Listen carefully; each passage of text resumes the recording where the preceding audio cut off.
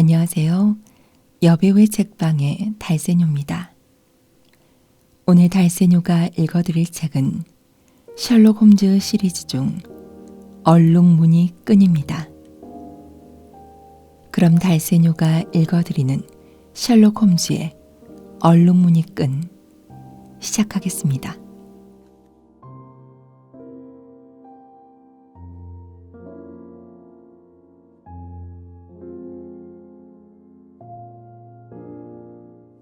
내가 지난 8년 동안 셜록 홈즈의 탐정 방법을 관찰하며 기록한 사건 노트가 이제는 70건이 넘는다.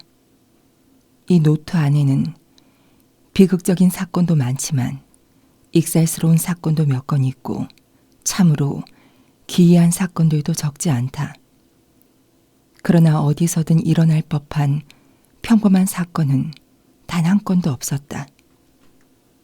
왜냐하면 홈즈의 탐정 활동은 많은 돈을 벌기 위해서가 아니라 자신의 재능에 대한 열정이 그 이유였기 때문이다. 그래서 그는 희귀한 사건이나 기괴한 사건에만 손을 댔다. 이 많은 사건 중에서도 서리주 스톡모론의 롤록가 사건만큼 괴상하고 기이한 사건은 다시 없을 것이다.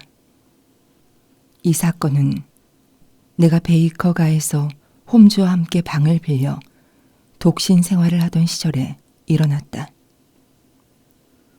홈즈를 알게 된 지 얼마 지나지 않아 일어난 사건이라 다른 것보다 먼저 발표할 수도 있었지만 이 사건을 비밀에 붙여달라는 부탁 때문에 차마 그럴 수가 없었다.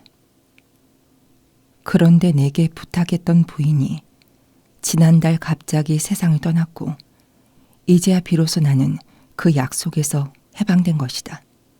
늦게나마 사건의 진상을 공개하는 것도 결코 헛된 일은 아니라고 생각한다. 왜냐하면 그림스비 롤럿 의사의 죽음에 관한 이야기가 실제 사건보다 더욱 무섭고 선정적으로 세상에 널리 퍼져 있기 때문이다.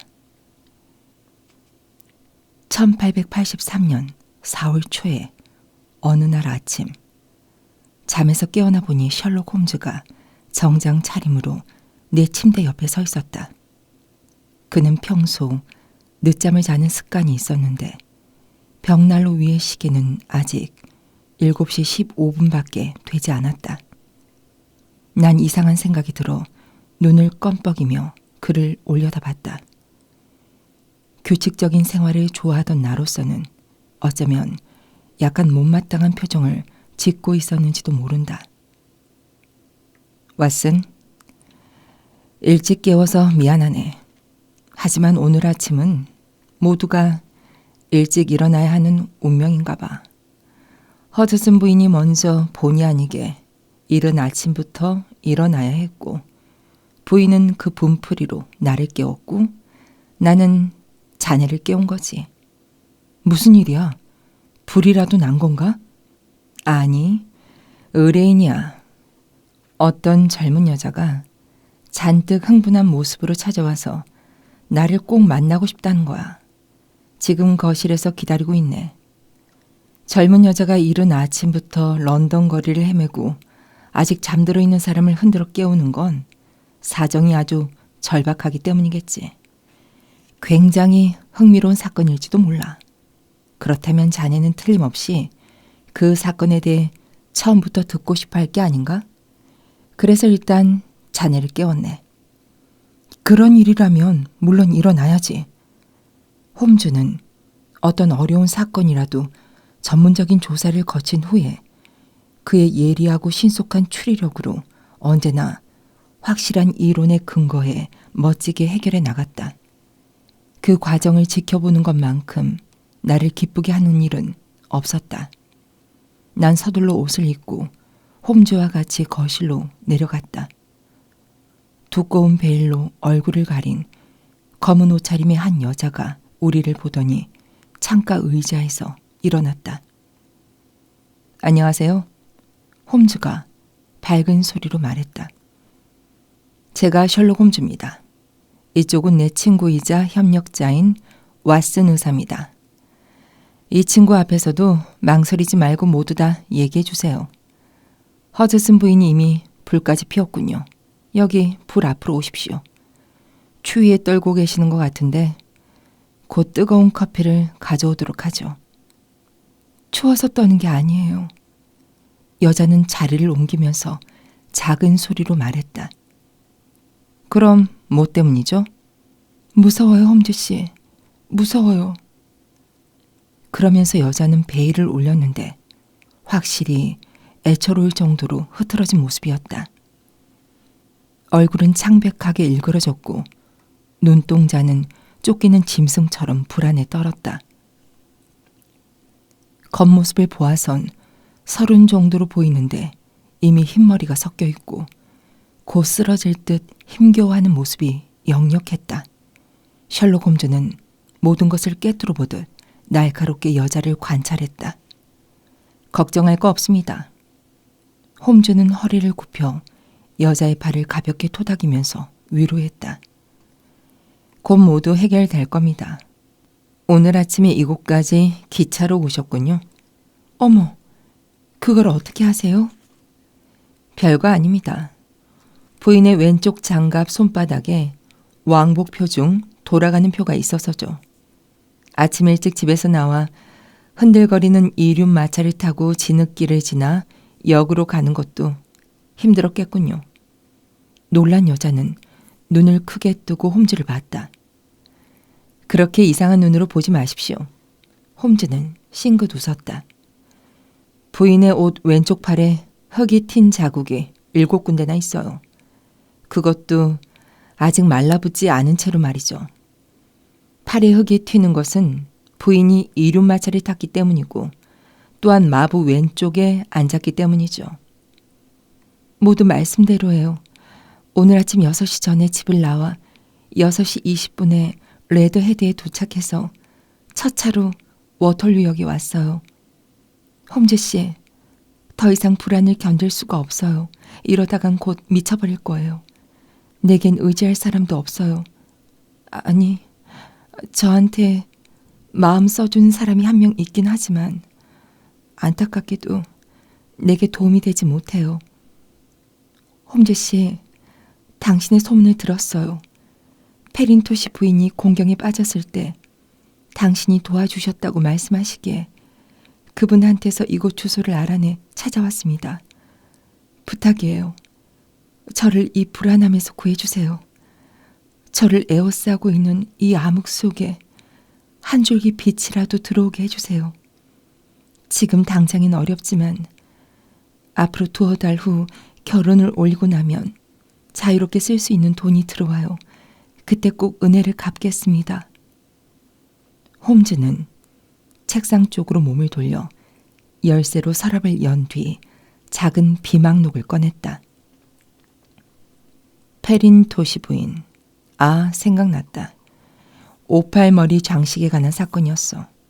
왓슨, 이건 자네를 알기 전에 있었던 사건이야.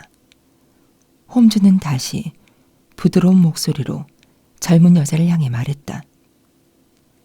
페린토시 부인 때와 마찬가지로 부인에게도 기꺼이 도움이 되드리죠.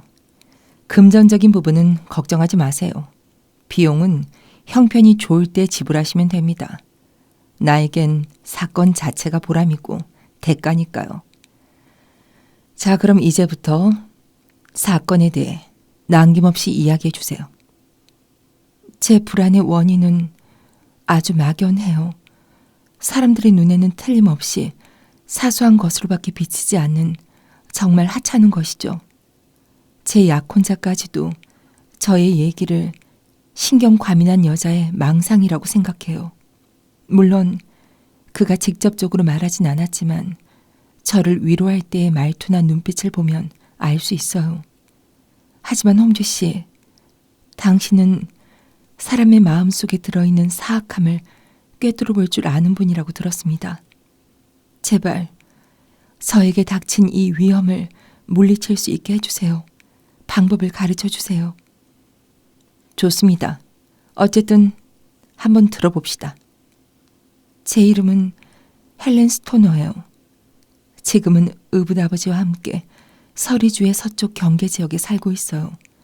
의붓 아버지는 잉글랜드에서 가장 유서 깊은 섹슨계 가문의 하나인 수통 모론의 롤록 일족의 마지막 혈통이죠. 그 가문의 이름은 들어본 적이 있습니다. 홈즈가 고개를 끄덕였다. 롤로 쪽은 한때 잉글랜드에서 손꼽히던 부호로 유명했죠. 서리주의 경계를 넘어 북쪽으로는 버크셔, 서쪽으로는 햄프셔까지 가문의 영지가 이어져 있어요. 그러던 것이 지난 세기에 연달아 4대에 걸쳐 완전히 몰락했어요. 그들 가장들이 낭비와 방탕함에 빠진 데다가 섭정시대에는 도박에 미친 자들도 있었기 때문이죠. 남은 것이라곤 몇 에이커의 땅과 200년 전에 지은 낡은 저택뿐인데 그마저도 빚쟁이들에게 담보로 잡혀 풀릴 데가 없죠. 전 세대의 주인은 그 집에서 가난한 귀족으로 비참한 생활을 하면서 일생을 마쳤는데 그 외아들이 바로 제 의붓 아버지예요. 이 불행한 환경을 벗어나야 한다고 결심한 의붓 아버지는 친척에게서 빚을 내어 학업을 마친 뒤 의학 학위를 따고 인도의 캘커타로 건너갔어요. 거기서 비로소 의사로서의 실력과 자신의 능력으로 꽤 번창했죠. 그런데 가끔 집안의 물건이 없어지는 것에 신경을 곤두세우다가 그만 홧김에 인도인 집사를 때려 죽였어요. 결국 사형에 처해질 위기까지 몰리다가 다행히 극형만은 면했는데 오랜 기간 감옥살이를 하며 얻은 우울증으로 아무런 희망도 없는 사람이 되어 잉글랜드로 돌아왔어요. 의사였던 저의 어머니 롤롯은 인도에 있을 때 그와 결혼했는데 그 전에는 벵갈 포병대 스토너 소장의 젊은 미망인이었어요. 쌍둥이인 저와 언니는 어머니가 재혼할 무렵 2살이었어요. 어머니는 1년 수입이 1000파운드가 넘었는데 돌아가실 때 유언으로 그 재산을 모두 의붓 아버지에게 양도했어요. 그러나 이것은 저희 자매가 의붓 아버지와 함께 살고 있는 동안에 한해서였죠. 의붓 아버지가 결혼할 경우에는 매년 일정한 액수가 저희에게 돌아오도록 유언을 남기셨어요. 어머니는 잉글랜드로 돌아온 지 얼마 안 되어 세상을 떠나셨어요. 8년 전 크류에서 일어난 철도 사고로 갑자기 돌아가신 거예요.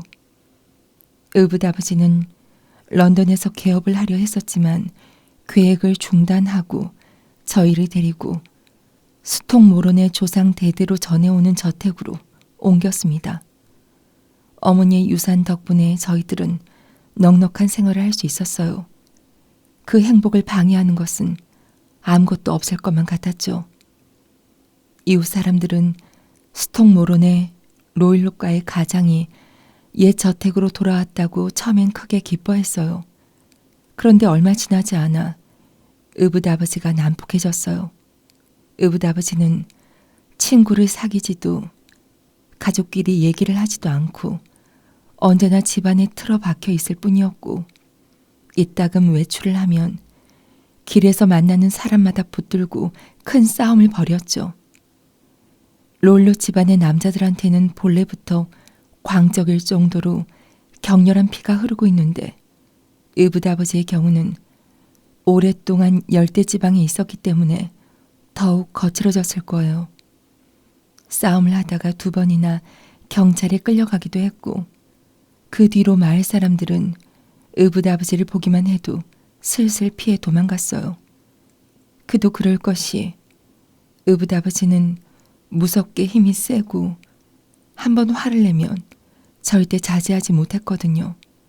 지난주에도 의붓 아버지는 마을의 대장간 주인을 다리에 난간 넘어 개울로 던지며 행패를 부렸어요. 또다시 동네가 시끄러워지게 될까봐 제가 갖고 있는 돈을 모두 털어서 겨우 막았어요. 의붓 아버지에게 친구라고는 떠돌아다니는 집시들밖에 없어요. 그 떠돌이들에게 의붓 아버지는 얼마 되지 않은 몇 에이커의 땅 중에서 가시덤불이 무성한 곳에 천막을 치도록 허락했습니다. 그에 대한 보답이라도 하는 듯 그들은 의붓아버지를 천막으로 초대해 음식 대접을 했고, 어떤 때는 의붓아버지도 그들과 한패가 되어 몇 주일씩 떠돌아다니기도 했죠. 게다가 요즘 의붓아버지는 인도의 동물들에게 푹 빠져 있어요.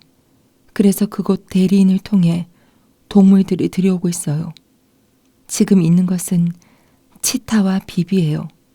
그것들은 묶이지도 않은 채 저택 안에 돌아다녀서 마을 사람들은 이제 의붓아버지는 물론 짐승들까지도 두려워하죠.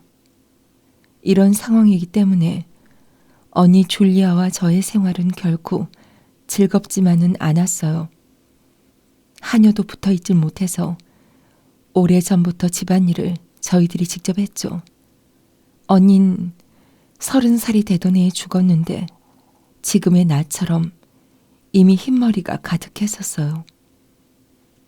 그럼 언니는 돌아가셨군요. 벌써 2년 전이에요. 언니의 죽음에 대해 말하고 싶어요. 짐작하시겠지만 저희는 유별난 환경 때문에 같은 또래나 비슷한 신분을 가진 사람과 접촉할 기회가 거의 없었어요.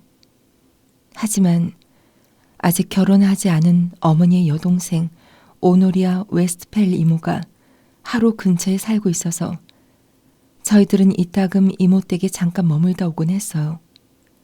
2년 전 크리스마스 때 줄리아 언니는 그곳에 갔다가 명령 대기 중인 해병대 소령을 만나 약혼했어요. 언닌 돌아와서 의붓아버지에게 이 사실을 알렸는데 의붓아버지는 반대하지 않았어요. 그런데 결혼식을 2주일 남겨놓은 시기에 무서운 사건이 일어났어요. 그리고 저의 하나밖에 없는 말벗인 언니가 세상을 떠났죠. 눈을 감고 쿠션에 머리를 기댄 채 의자 깊숙이 몸을 묻고 있던 셜록 홈즈는 눈을 가늘게 뜨며 손님을 흘낏 바라봤다. 그때의 상황을 되도록 정확하게 말해 주십시오. 네. 그 무서운 사건에 대해서라면 하나도 빠짐없이 기억하고 있습니다. 아까도 말했듯이 저택은 몹시 낡아서 지금은 건물 하나만 쓰고 있어요. 그 건물 1층은 침실이고 거실은 건물 가운데에 있어요. 3개의 침실은 벽으로 가려 있어 왕래할 수 없지만 문은 모두 같은 복도에 있어요. 그리고 앞쪽이 의붓아버지, 중앙이 언니, 그 다음을 제가 쓰고 있죠. 이해가 되셨나요? 네, 계속하셔도 됩니다. 세 방 모두 창밖은 잔디밭이에요. 그 무서운 사건이 일어난 날 밤, 의붓아버지는 일찍 침실에 들어갔지만 잠을 자는 것 같진 않았어요. 왜냐하면 의붓아버지가 애용하는 인도 담배 냄새에 그날 밤도 언니가 질색을 했으니까요. 언닌 담배 연기를 피해 저의 방으로 와서 보름 앞으로 닥쳐온 자신의 결혼 이야기와 이런저런 이야기를 늘어놨어요. 11시가 되자 언니는 자기 방으로 돌아가려다가 나를 보며 물었어요. 헬렌, 밤에 휘파람 소리 들었니? 아니. 설마 네가 자면서 휘파람을 불 리는 없고. 그걸 말이라고 해, 언니? 그런데 갑자기 휘파람 소리라니. 며칠 전부터 매일 새벽 3시쯤 되면 어김없이 낮은 휘파람 소리가 들려. 난 잠기가 밝아서 그 소리에 잠이 깨. 어디서 들려오는지 알 수 없지만 옆방 같기도 하고 잔디밭 같기도 해. 그래서 너도 들었는지 물어본 거야. 난 못 들었어. 하지만 틀림없이 그 혐오스러운 집시가 나무 그늘에서 부는 걸 거야. 그런지도 몰라. 하지만 정원 쪽에서 부는 거라면 네가 듣지 못했을 리가 없잖아. 난 언니보다 깊이 잠들잖아. 하긴 어쨌든 중요한 일은 아니니까. 언니는 미소를 지으며 내 방을 나갔어요. 그리고 곧 언니 방에 열쇠 채우는 소리가 들렸어요. 두 분 다 밤마다 방문을 잠그고 잡니까? 네, 언제나 그렇게 했어요. 왜죠? 의붓아버지가 기르는 치타와 비비 때문이에요. 방문을 잠그지 않으면 마음이 놓이지 않았거든요. 그렇겠군요. 계속하세요. 전 그날 밤 잠이 들지 못했어요. 뭔가 나쁜 일이 일어날 것처럼 마음이 불안했거든요. 아까도 말했듯이 언니와 난 쌍둥이에요. 이렇게 밀접한 관계에 있는 두 영혼이 얼마나 미묘하게 반응하는지는 아실 거예요. 그날 밤은 폭풍이 심했어요. 바람이 불고 빗줄기가 거세게 창문을 두드렸죠. 폭풍우가 몰아치는 소리 틈새로 갑자기 여자의 무시무시한 비명이 들렸어요. 틀림없이 언니였어요. 전 침대에서 일어나 급히 쇼를 두르고 복도로 뛰어나갔어요. 문을 연 순간 언니가 말하던 낮은 휘파람 소리가 들려왔고 이어서 무거운 금속이 떨어지는 것처럼 철컥하는 소리도 들렸던 것 같아요. 복도를 달려가자 언니 방문의 열쇠를 돌리는 소리가 나고 천천히 문이 열렸어요. 전 무엇이 나올지 무서워 벌벌 떨며 방문을 지켜보고 서 있었죠. 그런데 복도 램프의 불빛을 받으며 언니가 나왔어요. 언닌 공포에 질려 창백해진 얼굴로 구조를 청하듯 두 손을 내 앞으로 내밀었어요. 그리고 마치 술에 취한 것처럼 비틀거렸죠. 전 달려가서 언니를 두 팔로 안았는데 언닌 그 순간 다리에 힘이 빠졌는지 힘없이 주저앉았어요. 그러더니 심한 고통을 견디는 듯 몸부림쳤고 손발도 격렬하게 경련을 일으켰어요. 처음엔 절 알아보지 못하는 것 같았어요. 제가 언니를 일으키려 몸을 굽히자 그때서야 오 헬렌, 밴드, 얼룩 밴드 하고 겁에 질려 소리를 질렀어요.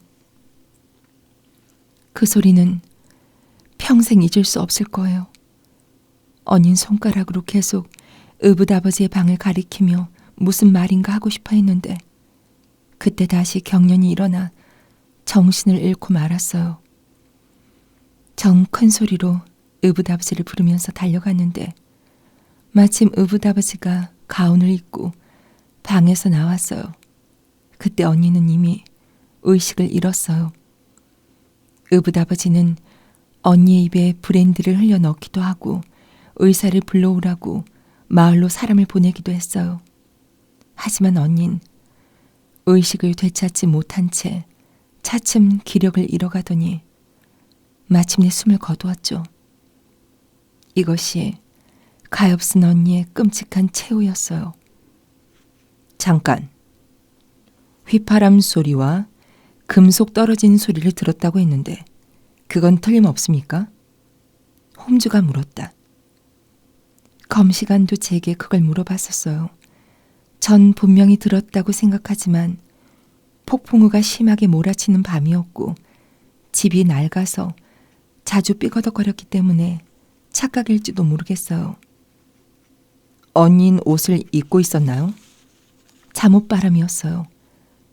그리고 오른손엔 불을 켰던 성냥을 왼손엔 성냥갑을 쥐고 있었어요. 그렇다면 언니는 뭔가 이상한 낌새를 느끼고 성냥을 켜서 주위를 살펴봤군요. 이건 중요해요. 그래서 검시관은 어떤 결론을 내렸습니까? 의붓아버지의 포악한 평판은 전부터 인근에 자자했던 터라 검시관은 특히 주의 깊게 조사했어요. 하지만 끝내 사인을 정확히 밝혀내지 못했어요. 문이 안에서 걸려 있었다는 것은 제가 알고 있었고 창문에는 세막대가 붙은 폭넓은 구식 덧문이 있어서 밤마다 그것으로 문단속을 했죠. 벽도 구석구석 자세히 살펴봤지만 이상이 없었고 바닥도 마찬가지였어요. 굴뚝이 큰 편이지만 굵은 못이 4개나 박혀 있어요.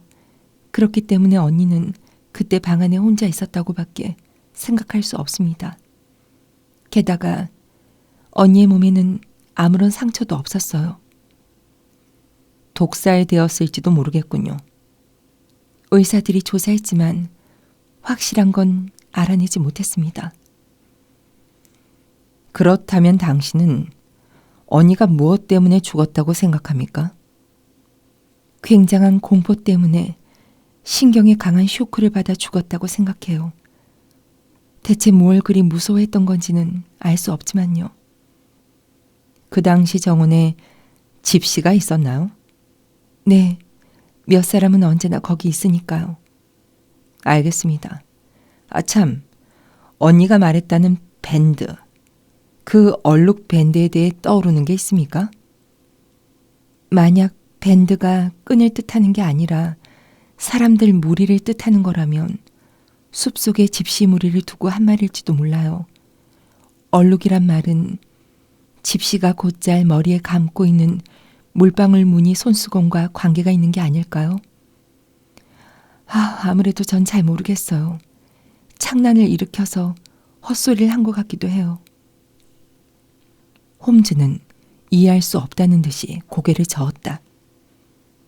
그 말에는 아주 깊은 뜻이 담긴 것 같군요. 어쨌든 계속해 보세요. 그렇게 언니가 세상을 뜬 지 2년이 지났고 바로 얼마 전까지만 해도 저의 생활은 정말 쓸쓸했어요. 그러다가 한 달쯤 전에 오랫동안 사귀어온 친한 분으로부터 청혼을 받았어요. 퍼시 아미티지라는 분인데 레딩에서 가까운 크레인 워터에 사는 아미티지 씨의 둘째 아들이에요. 의붓아버지도 이 결혼에 반대하지 않아서 돌아오는 봄에 우리는 식을 올리기로 했어요. 여자는 무서운 생각이 떠올랐는지 숨을 깊이 내쉬더니 차분한 목소리로 다시 말을 이어나갔다.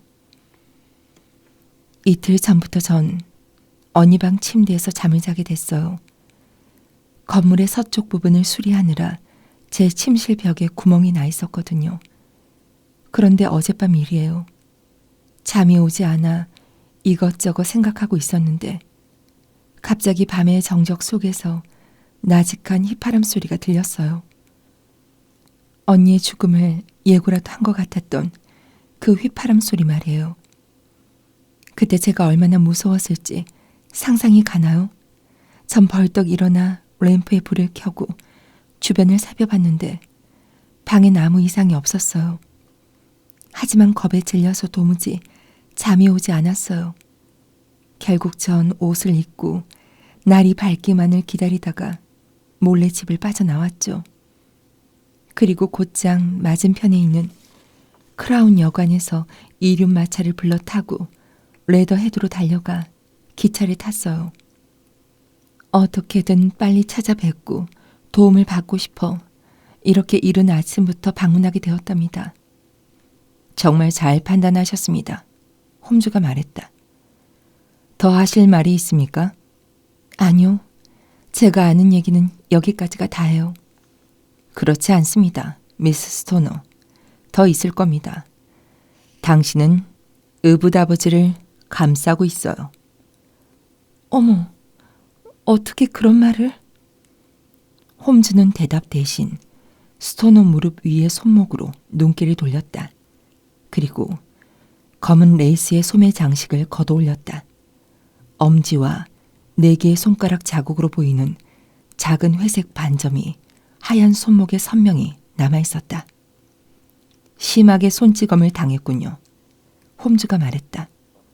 스토너는 얼굴을 붉히며 자국이 나 있는 손목을 재빨리 감추었다. 의붓아버지는 무서운 분이에요.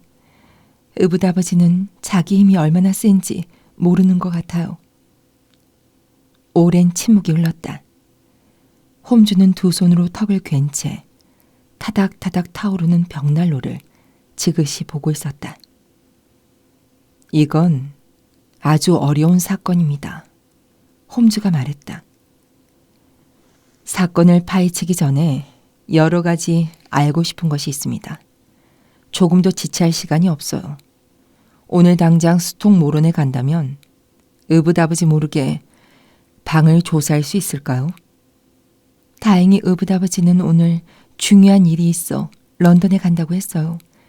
어쩌면 하루 종일 집을 비울 거예요. 가정부가 한 명 있지만 나이도 많고 흐리멍덩해서 방을 조사하는 데는 별 어려움이 없을 거예요. 잘 됐군요. 왓슨, 자네도 함께 갈 거지? 물론. 홈즈는 다시 스토너를 보며 말했다. 우리 둘이서 함께 움직이겠습니다. 여기서 몇 시에 출발하면 될까요? 모처럼 런던에 왔으니 몇 가지 일을 보고 가야겠어요. 전 여기서 2시 기차로 돌아갈게요. 좋습니다. 나는 그때까지 2-3가지 간단한 일을 마쳐야겠군요. 아, 잠깐 기다렸다가 아침 식사라도 함께 하죠. 아니에요. 전 가야 해요. 걱정거리를 털어놨으니 마음이 가벼워지는군요.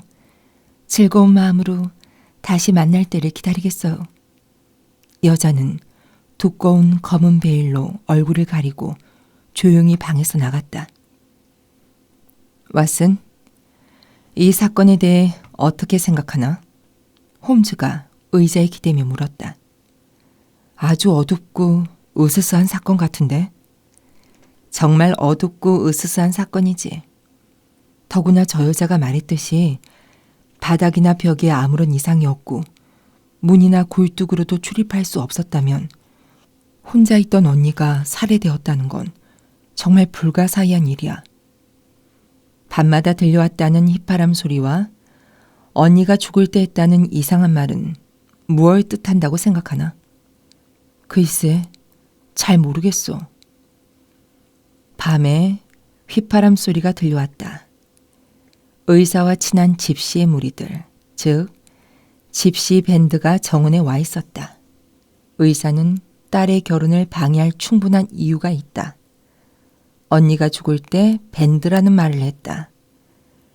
그리고 헬렌 스토너가 금속이 떨어지는 소리를 들었다고 했지. 그 소리는 덧문을 받치고 있던 새막대기가 원 위치로 떨어지는 소리였는지도 몰라. 이런 사실들을 연결하다 보면 수수께끼를 풀 수 있는 단서가 잡힐 거야. 그렇다면 집시의 역할은 뭔가? 글쎄, 그건 나도 모르겠네. 스토너의 설명만으로는 이해할 수 없는 점들이 많군. 나도 마찬가지야. 그래서 오늘 스톡 모론에 가려는 거야. 정말 불가사의한 일이어서 이해할 수 없는 것인지 아니면 설명이 서툴렀기 때문인지 확인하고 싶네. 이건 뭐야? 홈즈가 갑자기 소리친 이유는 갑자기 문이 거칠게 열려지더니 굉장히 덩치 큰 남자가 문 앞에 버티고 서 있었기 때문이다. 남자는 검은 중산모에 검은 프로코트를 입었고 무릎까지 각반을 감았으며 손에는 사냥용 채찍을 들고 있었다. 모자가 문틀에 닿을 정도로 키가 아주 큰 사내였다. 주름살이 많고 볕에 누렇게 그을린 남자의 커다란 얼굴에는 온갖 사악함이 덕지덕지 들러붙어 있었다. 노기가 가득한 움푹 팬 눈과 날카롭게 높은 코는 비록 늙긴 했지만 어딘지 사나운 맹금을 연상케 했다. 그는 우리를 번갈아 보며 말했다. 누가 홈즈야? 나를 찾으시나요? 당신은 누구십니까? 나는 스톡 모론의 롤러드 의사다. 아, 의사시로군요. 어서 앉으시죠. 내가 왜 여기에 앉아? 방금 내 딸이 다녀갔지. 여기까지 내가 미행을 했지. 그 애가 대체 무슨 말을 찌꺼렸지? 오늘은 다른 날보다 좀 더 추운 것 같군요. 태연스레 홈즈가 말했다. 딸이 무슨 말을 했느냐고 묻고 있잖아. 노인은 사납게 소리쳤다. 그런데도 샤프란 꽃은 잘도 핀다더군요. 홈즈는 여유롭고 침착하게 말했다. 어물쩍 넘어갈 속셈이군. 내가 모를 줄 알고 이 건달놈아. 니놈 소문은 전부터 들었어. 쓸데없이 주제 넘은 짓을 하고 다니더군. 홈즈는 가볍게 미소 지었다. 이 정신 나간 참경꾼아. 홈즈는 크게 미소를 지었다. 경찰의 끈앞을 홈즈. 홈즈는 유쾌한 듯이 키들키들 웃었다. 정말 재밌군. 나갈 때는 문을 꼭 닫아요. 문틈으로 바람이 들어오니까. 잘 들어. 내 딸 스토너가 여기 왔었다는 것은 네 녀석이 말하지 않아도 이미 알고 있어. 내 두 눈으로 봤으니까.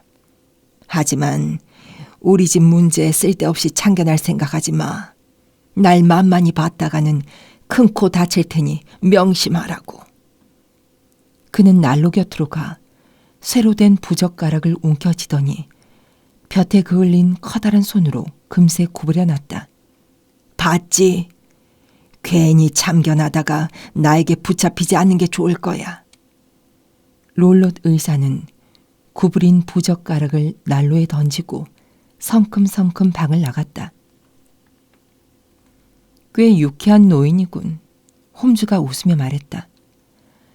저 노인만큼 덩치가 크진 않지만 내 팔림도 만만치 않다고. 조금만 더 머물렀다면 나도 힘자랑 한번 해봤을 텐데. 홈즈는 부젓가락을 들고 힘을 주어 원래의 모양으로 펴놨다. 나를 스코틀랜드 야드의 형사 끈앞으로 보다니 이건 좀 실례 아닌가? 하지만 덕분에 이 사건이 더욱 흥미롭게 느껴지는군. 그 아가씨가 미행당한 건 좀 안타깝지만 걱정할 건 없지. 왓슨, 아침 식사를 준비하라고 해주게. 그런 다음 나는 등기소에 들러 이 사건에 필요한 자료를 찾아오겠네. 1시간 가까이 외출했다가 돌아온 그는 숫자와 메모로 빼곡한 파란 종이 한 장을 들고 있었다. 죽은 부인의 유언장을 보고 왔네. 투자 물건 등을 포함해 어떤 유산을 남겼는지 정확히 알기 위해서는 현재 평가액을 산정해야 해. 부인의 사망 당시 수입은 연간 1,100파운드에 가까웠지만 지금은 농산물 가격이 하락해서 750파운드 정도야. 그리고 딸들은 결혼하면 각자 해마다 250파운드씩 받을 권리가 있어. 그러니 한 사람이 결혼하는 것만으로도 의붓아버지는 적지 않은 손실을 보게 되지. 그런데 둘 다 결혼하면 그땐 그야말로 자기의 몫만 들어오는 셈이야. 내가 오전에 한 일도 헛수고가 아니었어. 그에게 딸의 결혼을 방해할 강한 동기가 있다는 것을 확실히 알았으니까. 왓슨, 이렇게 되면 사태는 아주 심각해. 우리가 이 사건에 관여했다는 것을 그 노인이 알았으니까. 준비가 되면 마차를 불러서 워털류역으로 가야 하네. 곤총을 주머니에 넣고 가는 게 좋겠어. 상대는 부젓가락을 구부릴 정도의 힘을 가진 남자야. 1, 2, 2번 곤총이 맞을 거네. 그것과 칫솔만 갖고 가면 충분해.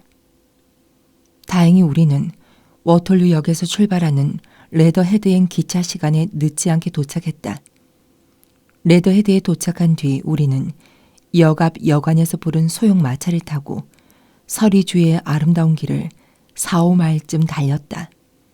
태양이 눈부시게 빛났고 맑고 깨끗한 하늘에는 양털 같은 구름이 군데군데 떠 있었다. 길가의 나무들과 산 울타리에는 막 싱그러운 초록물이 들고 있었으며 촉촉이 젖은 달콤한 냄새가 바람을 타고 일렁였다. 이 즐거운 봄의 조짐과 우리가 이제부터 조사하려는 기괴한 사건은 정말 기묘한 대조를 이루고 있었다. 마차의 앞좌석을 차지한 홈즈는 팔짱을 끼고 모자를 깊숙이 눌러 쓴 채 턱을 가슴에 묻고 깊은 생각에 잠겨 있었다.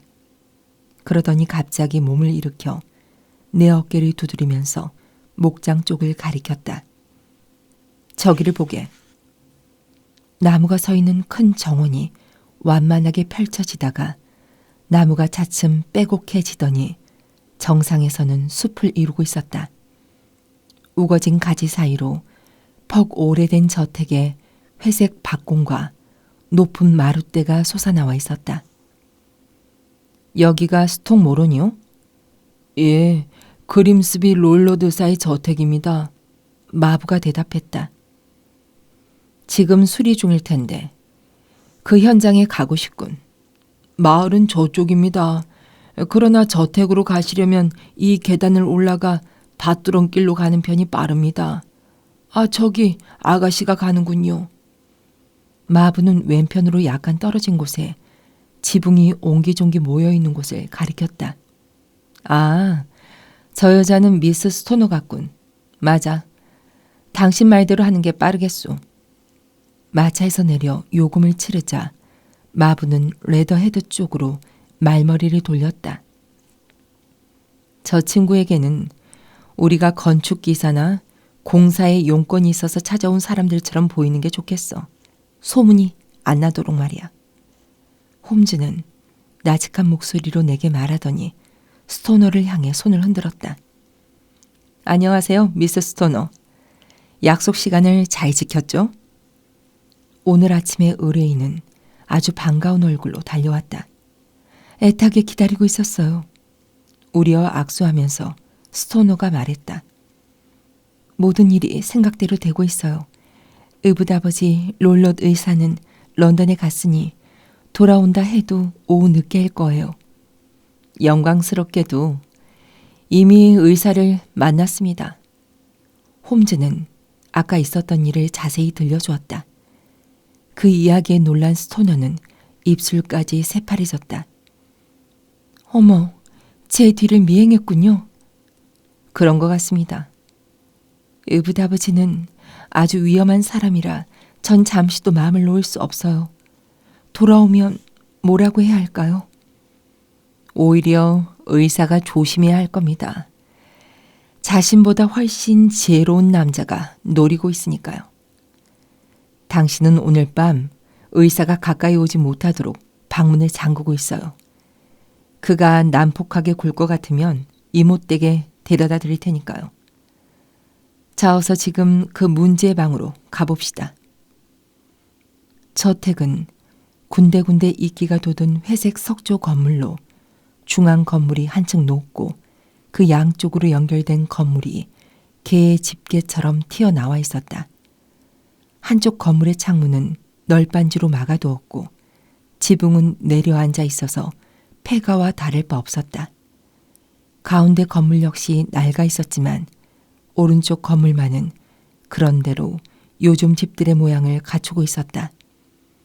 그 건물 창문에는 덧문도 있고 굴뚝 두세 개에서는 푸른 연기가 솟아올라 가족이 살고 있는 곳임을 말해주었다. 끝쪽의 벽에 나무 발판이 짜여 있고 돌 벽에는 구멍이 뚫려 있었는데 우리가 거기 도착했을 때는 인부들이 보이지 않았다. 홈즈는 손질이 안 된 잔디 위를 천천히 걸어 다니면서 창문을 통해 건물 안을 세밀히 살폈다. 이것이 당신의 침실 창문이고 가운데가 언니 방의 창문, 저 안쪽이 롤롯 의사의 창문이군요.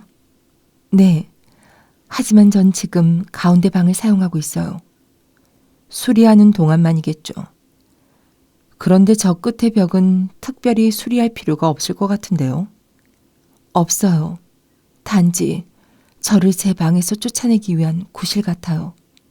아, 그건 암시적이군. 이 좁은 건물 저쪽에 복도가 있고 그 복도에서 새 방으로 출입할 수 있군요.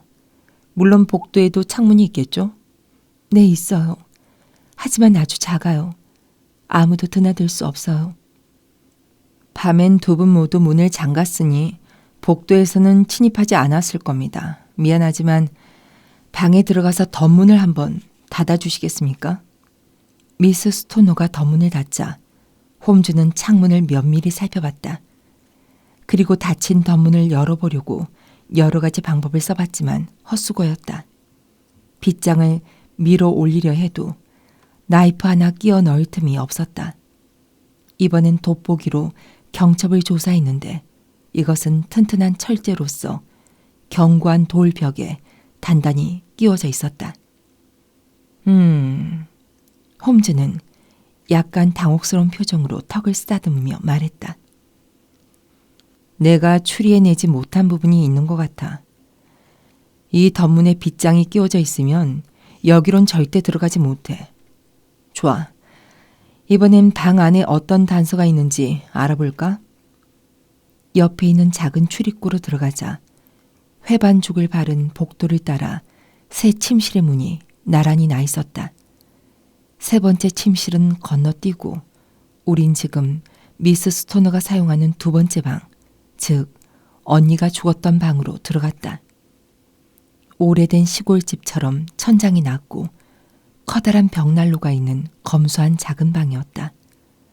한쪽 구석에는 갈색 옷장, 다른 한쪽에는 하얀 커버를 씌운 침대가 있고 창문 왼쪽에는 화장대가 놓여 있었다. 가구는 이 밖에도 다리가 두 개인 작은 등 의자와 방의 중앙에 깐 정사각형 월튼 카페뿐이었다. 카페 둘레에 보이는 바닥 판자와 벽의 널빤지는 벌레 먹은 갈색 참나무로 되어 있었는데 그 빛이 바랜 정도로 보아 옛날 이 집이 처음 세워졌을 때부터 있었던 것 같다.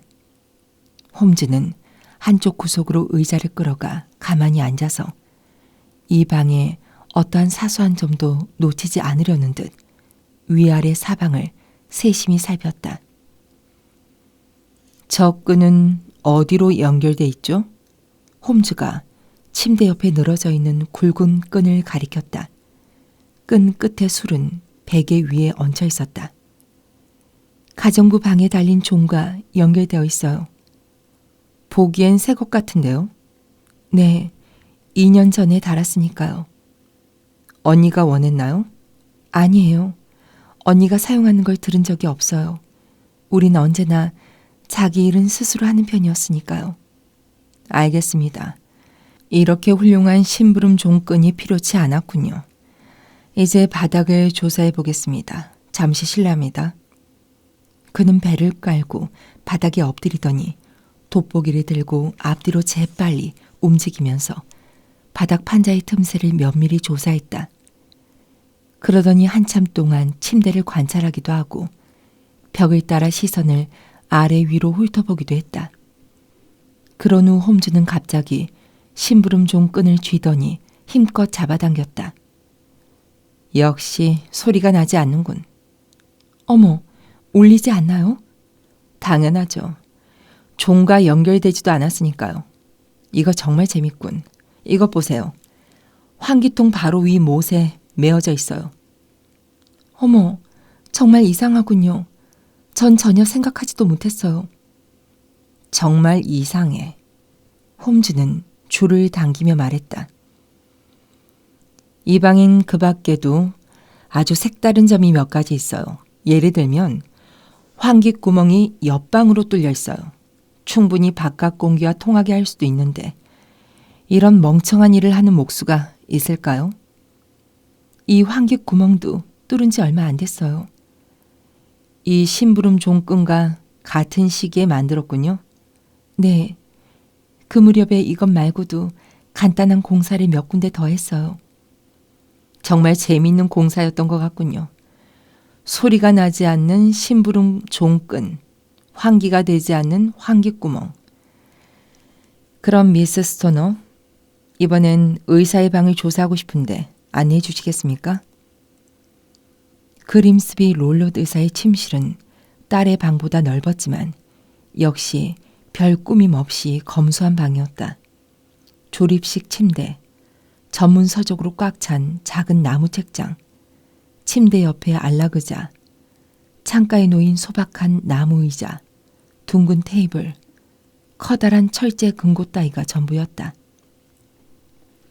홈즈는 천천히 걸어다니면서 이것들을 하나하나 주의 깊게 살펴봤다. 이 안에는 뭐가 들어있습니까? 홈즈가 금고를 두드리며 물었다. 아버지의 서류예요. 그래요? 안을 본 적이 있습니까? 몇 년 전에 한번 봤는데 서류가 가득 들어있었어요. 혹시 고양이 따위가 들어있진 않았습니까? 설마요. 이상한 말씀을 하시는군요. 이걸 보세요. 그는 금고 위에 있는 우유가 담겼던 작은 접시를 들었다. 아니에요. 고양이는 기르지 않아요. 치타와 비비뿐이에요. 아, 그렇군요. 어쨌든 치타도 큰 고양이라 할 수 있지만 이런 접시로 우유를 먹여서는 견디지 못할 겁니다. 확인하고 싶은 게 하나 있습니다. 그는 나무 의자 앞에 무릎을 꿇고 앉는 부분을 주의 깊게 조사했다. 고맙습니다. 대부분의 윤곽이 드러났습니다. 그는 일어나 돋보기를 주머니에 넣었다. 아, 여기에 재밌는 게 있군. 그가 가리킨 것은 개를 훈련시키는 작은 채찍이었다. 채찍은 침대 한쪽 구석에 돌돌 말린 채 걸려 있었는데 가죽 끝 부분이 고리 형태로 되어 있었다. 왓슨, 이걸 어떻게 생각하나? 보통 채찍 같은데 끝을 왜 고리로 만들어 놨지? 아니, 보통 채찍이 아니야. 아, 무서운 세상이군. 영리한 사람이 나쁜 일에 머리를 쓰면 그보다 더 무서운 일은 없어. 미스 스토너, 필요한 건 다 본 것 같습니다. 괜찮다면 이제 정원으로 나갈까요? 조사를 마친 홈즈의 얼굴은 어둡게 굳어 있었다. 그때처럼 이 친구의 심각한 표정을 난 일찍이 본 일이 없다.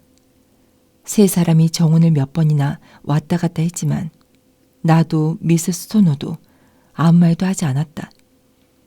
홈즈가 명상에서 깨어날 때까지 그의 마음을 어지럽히고 싶지 않았던 것이다. 미스 스토너, 홈즈가 드디어 입을 열었다. 지금부터 어떤 일이 있어도 내 말대로 행동해야 합니다. 네, 약속하겠어요.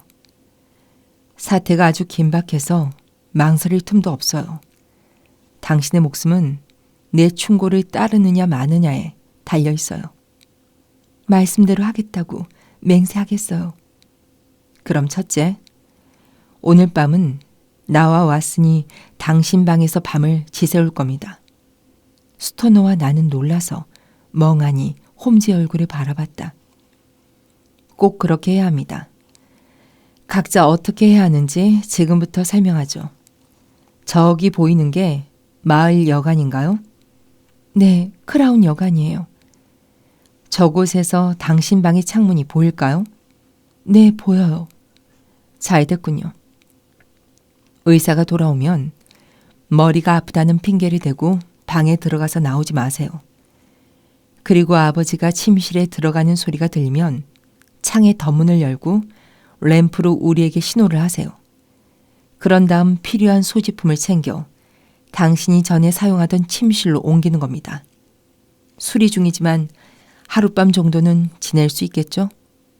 네, 그렇게 하겠어요. 그 다음 일은 우리에게 맡기세요. 뭘 하실 생각이죠?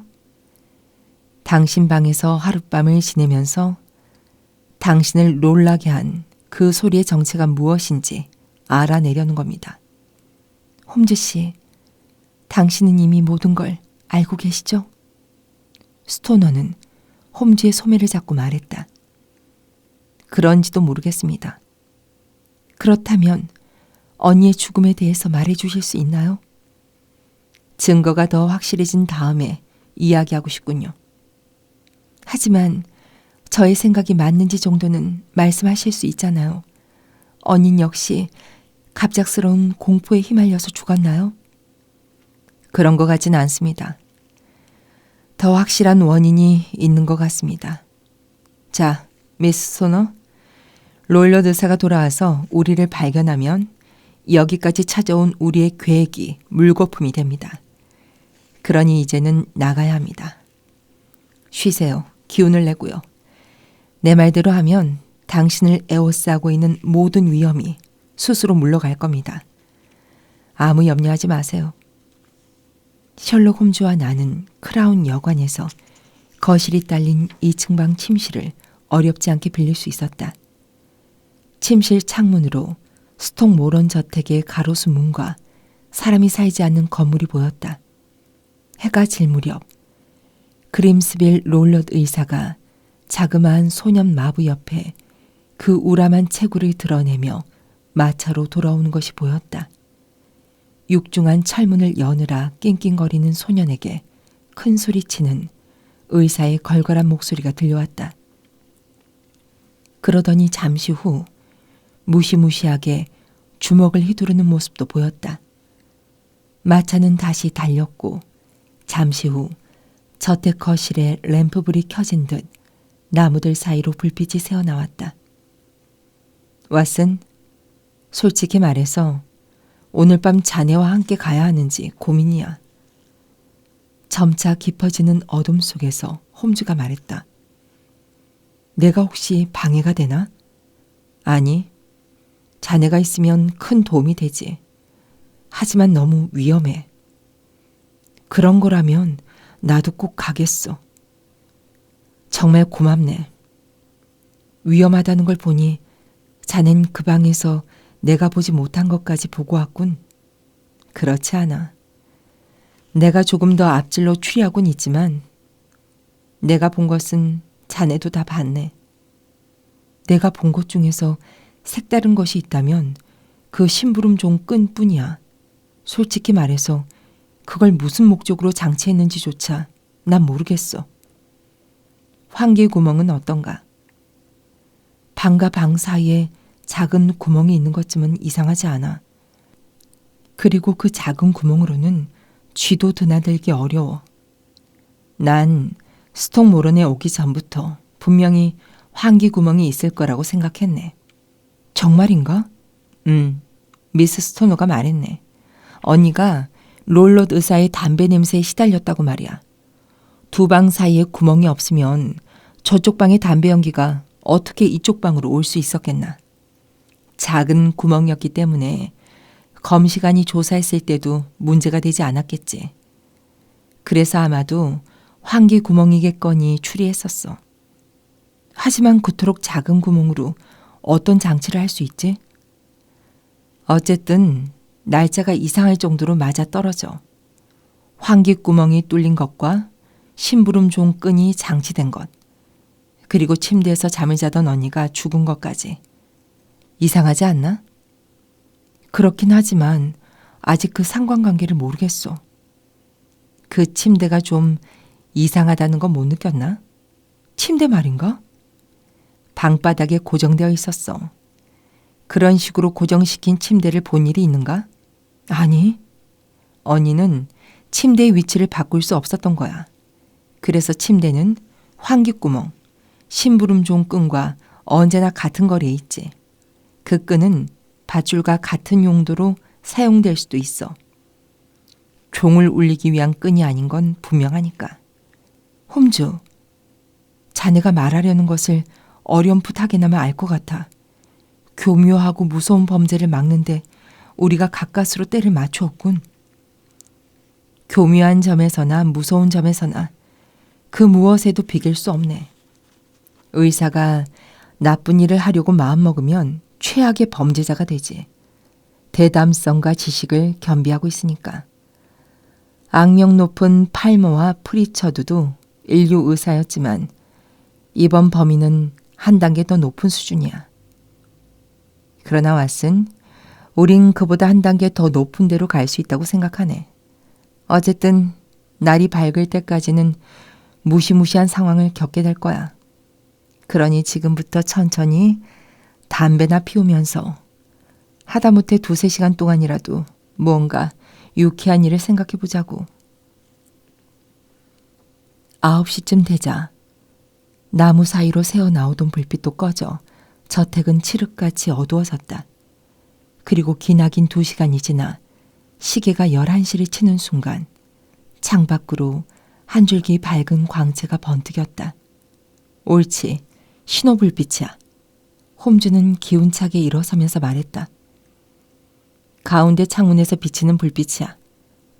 홈즈는 여관을 나가며 주인에게 지금 친구 집에 잠깐 다녀올 참인데 어쩌면 자고 오게 될지도 모르겠다고 말했다. 곧장 우리는 어두운 밤길을 걸었다. 차가운 바람이 얼굴에 몰아쳐 왔다. 이 어둡고 을씨년스러운 밤, 어떤 일을 겪게 될지 모르는 우리를 향해 정면에서 반짝이는 노란 불빛이 등대 노릇을 해주었다. 해묵은 담은 허물어진 곳이 수리도 안 된 채 군데군데 구멍이 나 있어 우린 어렵지 않게 저택 안으로 들어갈 수 있었다. 나무와 나무 사이를 거쳐 정원으로 빠져나가 그곳을 가로질러 창문으로 들어가려는 그때 월계수 숲속에서 이상한 형체, 어린애 같아 보이는 무언가가 뛰어나와 손발을 버둥거리면서 풀 위에 몸을 던지는가 싶더니 재빨리 정원에 달려 어둠 속으로 사라졌다. 하! 내가 속삭였다. 봤나? 홈즈도 나만큼 놀란 모양이었다. 내 손목을 강하게 움켜쥔 그 손에 마음의 동요가 나타나고 있었다. 그러더니 그는 조용히 웃으면서 내 귀에 속삭였다. 굉장한 집이군. 지금 그것은 비비야. 나는 의사가 귀여워하는 별난 애완동물에 대한 이야기를 깜빡 잊고 있었다. 치타도 있을 것이다. 언제 등 뒤에서 습격해 올지 모를 일이다. 홈즈가 하는 대로 신을 벗고 침실에 들어갔을 때 솔직히 말해서 이제 살았다 하는 생각이 들었다. 친구는 소리도 없이 덧문을 닫고 램프를 테이블 위에 옮겨놓더니 방 전체를 날카롭게 둘러봤다. 모든 것이 낮에 본 그대로였다. 홈즈는 내 옆으로 와서는 손을 모아 내 귀에 바짝 대고 간신히 들릴 정도로 작게 속삭였다. 조금이라도 소리를 내면 우리 계획은 끝장이야. 난 알았다는 표시로 고개를 끄덕였다. 어둠 속에 앉아 있어야 하네. 구멍으로 빛이 새어나가니까. 난 다시 끄덕였다. 잠들면 안 되네. 목숨이 달아날지도 몰라. 만일의 사태에 대비해서 권총을 준비하게. 난 침대에 앉을 테니 자넨 저 의자에 앉아. 나는 권총을 꺼내 테이블 위에 놨다. 홈즈는 가느다란 지팡이를 갖고 왔는데 그것은 침대 위에 놓았다. 그 옆에는 성냥과 양초를 나란히 놓았다. 그런 다음 나사를 돌려 방 안의 램프를 끄자 이내 칠흑 같은 어둠에 갇혀버렸다. 그 무서웠던 밤샘을 잊을 수 있을까? 소리 하나, 아니 숨소리조차도 들리지 않는 밤이었다. 바로 근처에 칼날같이 신경을 곤두세운 채 홈즈가 눈을 크게 뜨고 앉아있다는 것을 알았지만 그 두려움은 쉽사리 거치지 않았다. 덧문으로 차단되어 신랄 같은 불빛 한 줄기조차 새어 들어오지 않는 암흑 속에서 우린 계속 기다렸다. 밖에선 이따금 새 울음소리가 들렸고 한 번은 이 방의 창문 밖에서 길게 꼬리를 끄는 고양이의 울음소리가 들렸다. 그것은 이 집에서 노아 기르는 치타의 울음소리였다. 15분마다 시간을 알리는 성당의 시계 소리가 멀리서 무거운 음색으로 들려왔다. 그 15분이 얼마나 길게 느껴졌는지 모른다. 12시를 치는 소리가 들리고 다시 1시, 2시, 3시를 치는 소리가 들렸다. 그동안 우리는 어떤 것인진 알 수 없지만 어쨌든 일어날 그 사태를 말없이 기다려야 했다. 갑자기 공기구멍 쪽에서 타는 냄새가 강하게 코를 찔렀다. 누군가 옆방에서 덮개가 있는 랜턴에 불을 붙인 것이다. 나직하게 인기척이 들리고 다시 조용해졌는데 그 냄새는 더욱 강하게 풍겨왔다. 나는 바짝 귀를 곤두세웠다. 그렇게 30분 정도 흘러갔다. 그때 갑자기 또 다른 소리가 들렸다. 그건 주전자에서 뿜어나오는 가느다란 수증기 소리와 비슷한 조용하고 부드러운 소리였다. 그 소리가 들려오자 홈즈는 침대에서 벌떡 일어나 성냥을 켜고 지팡이로 심부름 종끈을 힘껏 내리쳤다. 왓슨, 봤나? 홈즈가 소리쳤다. 그러나 나는 아무것도 보지 못했다. 홈즈가 성냥을 켰을 때 낮고 날카로운 휘파람 소리를 들었지만 환한 빛이 갑자기 피로한 눈을 쏘았던 탓에 홈즈가 그토록 세게 때린 것이 무엇이었는지 미처 보지 못했다. 그러나 그의 얼굴이 죽은 사람처럼 창백하고 공포와 혐오의 감정으로 일그러져 있는 것만은 볼 수 있었다. 홈즈가 때리는 동작을 멈추고 공기 구멍을 지그시 노려보고 있는데 갑자기 밤의 정적을 깨고 소름 끼치는 비명이 들려왔다. 더욱 커져가는 그 소리는 고통과 공포와 분노가 엇갈려서 하나의 무서운 비명으로 변했다고 할 만큼 거대한 절규였다. 나중에 들은 바로는 저 멀리 마을 변두리의 목사강까지도 이 절규가 들려 잠을 자던 사람들이 놀라 모두 침대에서 일어났다고 한다. 뼛속까지 얼어붙는 심정으로 홈즈와 얼굴을 마주보는 동안 어느덧 절규의 메아리는 사라지고 주인은 다시 본래의 정적으로 돌아갔다. 어떻게 된 거야? 내가 말했다. 모든 것이 끝났네. 결국 이렇게 된 것이 잘된 일인지도 몰라. 권총을 갖고 오게. 롤롯 의사의 방으로 가야 하네. 홈즈는 심각한 표정으로 램프에 불을 붙이고 앞장서서 복도를 걸어갔다. 그는 문을 2번 놓고 했으나 안에선 아무런 응답이 없었다. 그는 손잡이를 돌리고 안으로 들어갔다.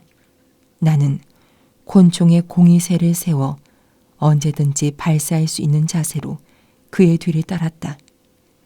기이한 광경이 눈에 들어왔다. 테이블 위에는 덮개를 반쯤 올린 랜턴이 문이 반쯤 열린 금고를 환하게 비추고 있었다. 그 테이블 옆 나무 의자에 긴 회색 잠옷을 입은 그림스비 롤롯 의사가 맨발에 슬리퍼를 신고 발목을 드러낸 채 앉아 있었다. 그의 무릎에는 낮에 보았던 짧은 손잡이에 긴 가죽이 달린 채찍이 놓여 있었다. 박사는 턱을 치켜들고 천장의 한 모퉁이를 경직된 눈초리로 노려보고 있었다. 이마 둘레에는 갈색 얼룩점이 있는 기묘한 끈이 달라붙어 있었는데 이것이 그의 머리를 바싹 감고 있었다. 우리가 들어가도 그는 소리 하나 내지 않았고 손끝 하나 움직이지 않았다. 끈이야. 얼룩끈. 홈즈가 속삭였다. 난 한 걸음 앞으로 나아갔다.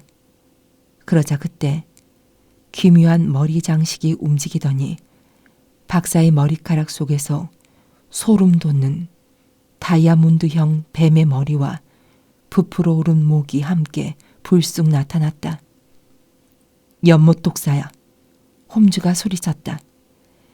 인도에서도 가장 위험한 독사야. 박산 물린 지 10초도 안 되어서 죽었어. 폭력을 행사한 사람에게 폭력이 되돌아온다는 말이 있는데 정말이군. 남을 함정에 빠뜨리기 위해 구덩이를 파는 자는 자신도 그 구덩이에 빠지는 법이야. 이 뱀을 우리 안으로 몰아넣고 미스 스토너를 안전한 장소로 옮겨야 하네. 그런 다음에 이 사건을 주 경찰에 신고하기로 하세.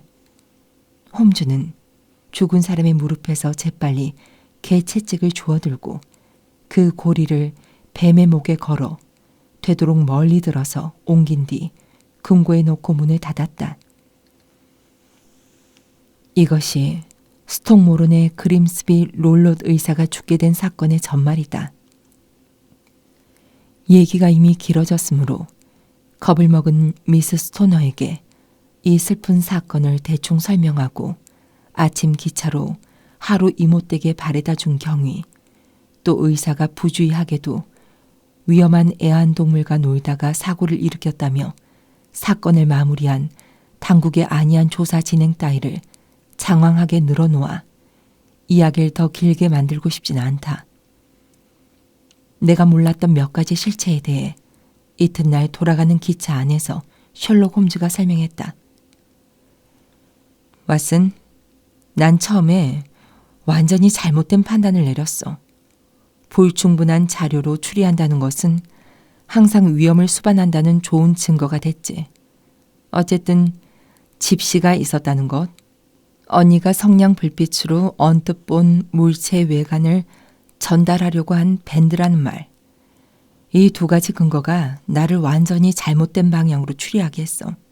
다만 그 방에 있는 사람에게 닥칠 위험이 무엇이었든 그것은 창문이나 문으로 들어오지 않았다는 것만은 확실히 알고 생각을 즉시 바꾼 점만은 자랑할 만하지. 이미 말했듯이 그 환기구멍과 침대에 늘어져 있는 심부름 종끈에 주목했네. 심부름 종끈이 속임수였다는 것, 또 침대가 바닥에 고정되어 있다는 것을 발견했을 때 즉시 이 끈은 무엇인가, 환기구멍에서 나와 침대로 갈 때 건너가는 다리가 아닐까 하고 의심했지. 그래서 금세 뱀이라는 생각이 떠올랐고 의사가 인도에서 짐승들을 사들였다는 사실과 결부시켜 더욱 내 생각이 옳다는 자신감을 가졌네. 어떠한 화학 실험으로도 발각되지 않는 독을 사용한다는 착상은 동양에서 생활한 경험이 있는 영리하고 잔인한 남자에게 썩 잘 어울려. 이러한 독은 작용이 빠르다는 것도 그로서는 나무랄 데 없는 조건이었지. 작고 검은 2개의 이빨 자국 상처를 발견한 검시관이 있다면 그는 매우 유능한 사람일 거야. 그리고 휘파람에 대해서도 생각해 봤네. 말할 필요도 없이 아침까지 뱀을 불러들이지 않으면 발각되겠지. 그리고 우유를 이용해서 되돌아오는 훈련을 시켰을 거야. 가장 적당한 시간을 택하여 그 뱀을 환기구멍으로 빠져나가게만 한다면 틀림없이 끈을 타고 기어가 침대에 도달한다고 계산했지. 뱀이 방 안의 사람을 어김없이 문다는 보장은 없으니 희생자는 일주일 정도는 화를 모면할 수 있을지 모르지만 어쨌든 결국엔 물린다는 건 확실해. 여기까지의 추리는 의사의 방에 들어가기 전에 했어. 의자를 조사해보고 그가 이따금 그 위에 올라섰다는 것을 알았네. 이건 말할 것도 없이 공기구멍에 손을 뻗을 필요가 있어서였겠지. 금고, 우유 접시, 고리를 만든 채찍. 이 정도만 보면 더 의심할 여지가 없네. 미스 스토너가 들었다는 금속성 소리는 뱀을 금고에 넣고 급히 문을 닫았을 때 난 소리가 틀림없어. 이렇게 결론을 내린 다음 증거를 굳히기 위해 내가 한 수단은 자네가 본 대로야. 자네도 들었겠지만 뱀의 슉슉하는 소리가 들려오자마자 즉시 성냥을 켜고 공격했네. 뱀은 그래서 나왔던 공기구멍으로 다시 도망갔군. 맞네. 그래서 벽 저쪽의 주인을 공격한 거야. 내 지팡이에 몇 번 맞은 뱀은 본성이 되살아나 가까운 곳에 있는 사람을 문 거지. 이렇게 보면 그림스비 롤롯 의사의 죽음에 나도 간접적이나마 책임이 있겠지. 하지만 크게 양심의 가책을 느끼진 않네.